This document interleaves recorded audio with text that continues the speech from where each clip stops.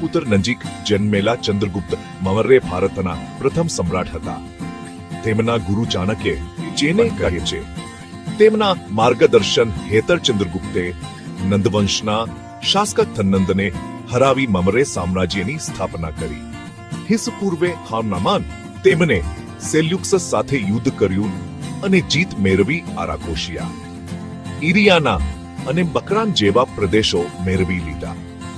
સેલ્યુકસે તેમની પુત્રી હેલેનનો લગ્ન પણ ચંદ્રગુપ્ત સાથે કરાવ્યો. મેગેથ્સચેનિસ નામના યુનાની દૂતે તેમના દરબારનો વર્ણન ઇન્ડિકા નામના ગ્રંથમાં કર્યું.